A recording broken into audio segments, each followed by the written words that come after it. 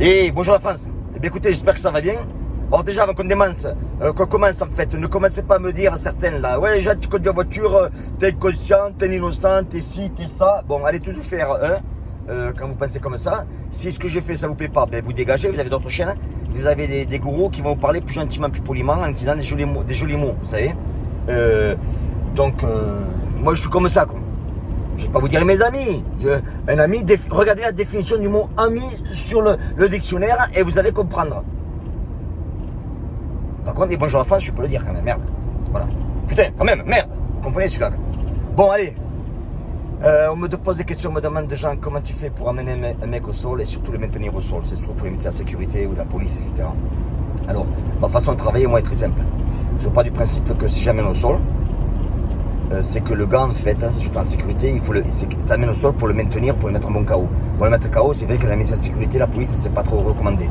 Donc, si vous l'amenez au sol, pour l'amener au sol, il y a plusieurs choses en fait. Ce qu'il faut savoir, c'est que vous pouvez amener au sol que quelqu'un qui n'a pas de balance ou qui est pas stable sur ses jambes en fait. Après, c'est pas évident. Vous regardez bien, par exemple, les gars qui font du MMA, chaque fois qu'on charge, ils vont faire par exemple un sprawl pour éviter ce qu'on appelle le takedown. Donc, quelqu'un qui a les jambes bien ancrées au sol, ça va pas être évident de le faire tomber.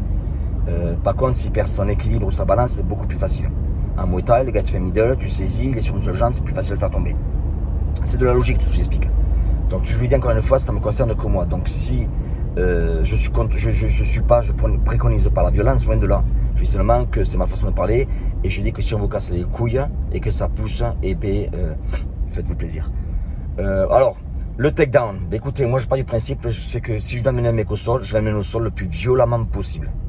Je sais que ça peut choquer, mais je vais expliquer pourquoi.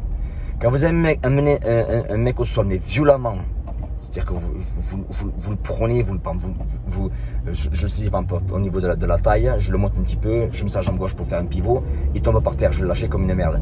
Donc puis il va tomber par terre violemment, puis il va se faire mal. Puis il y a les chances qu'il prenne aussi, que la tête contre le sol, que la tête par terre rebondit, il va peut-être perdre la conscience. S'il perd conscience, il n'y a plus besoin, c'est-à-dire qu'on est tranquille là. Donc c'est facile. Maintenant, en faisant en fait un balayage ou un takedown violemment, le gars, quand ta tête elle va taper par terre ou son dos va taper par terre ou peu importe ses bras, il va voir que vous êtes sérieux. Donc ça va peut-être faire réfléchir à deux fois en essayant de se battre. Je vous le dis moi, vous prenez un mec, vous le jetez violemment au sol, mais vraiment violemment, et il va réfléchir, je vous le garantis. Donc ça c'est une chose que vous pouvez faire. Après, les gens qui travaillent avec moi, surtout quand je vais en France avec les gendarmes, etc., ils vous diront que mes takedowns, moi, sont très violents. Alors si quelqu'un qui est au sol, par exemple, il ne veut pas te donner les mains pour une menotte, encore une fois, tout ce qu'on fait des séminaires avec moi en France, vous diront que quelqu'un qui est au sol, qui ne veut pas vous donner les mains, pour lui mettre les menottes, pour moi c'est très facile. Je l'explique, je le fais, et les mecs ils comprennent de suite. Donc je défie quiconque de contrer ce que je vais leur faire. Après, quand vous êtes la personne, alors il y a deux façons, soit le gars il est dos au sol, soit il est poitrine au sol. Qu'est-ce que je recommande? Pour moi, c'est encore une fois, ça ne concerne que moi, je préfère quand le gars a la poitrine au sol. Pourquoi?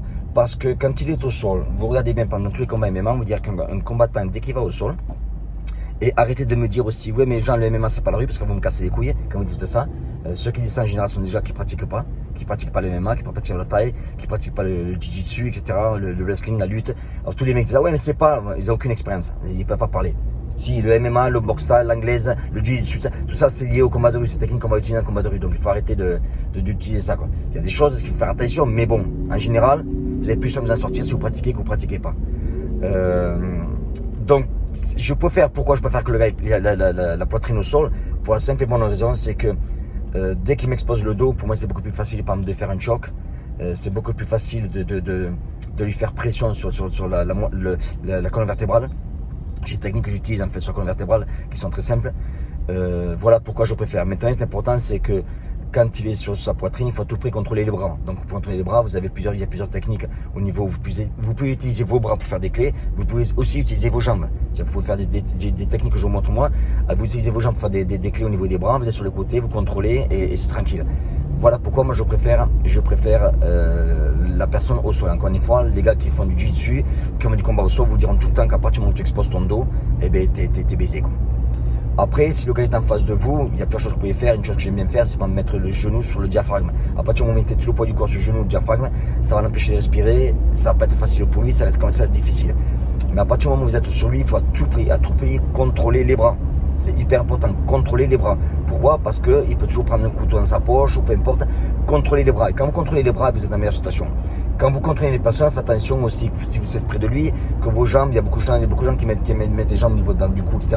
De ne pas se faire mordre, etc. Donc c'est un peu plus délicat. Voilà un petit peu ce que moi je conseille. Toujours, à partir du moment où on fait un contrôle de quelqu'un, ça range plus rapidement pour faire le contrôle, pour lui faire un lock de façon à ce qu'il ne puisse pas bouger et toujours être à l'affût, regarder à droite à gauche pour être sûr qu'il n'y a pas un copain qui va venir vous démonter la gueule. Voilà. Et quand à partir du moment où le lock est fait, demandez à quelqu'un d'appeler la police, etc. Demandez du support. Voilà mon conseil, enfin ce que moi j'applique. Encore une fois, ça ne concerne que moi.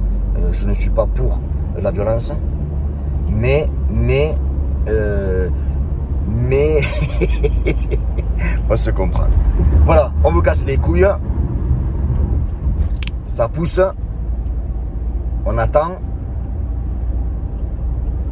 Comme je dis, quand l'eau est bout, on met les pattes. Allez, je vous embrasse.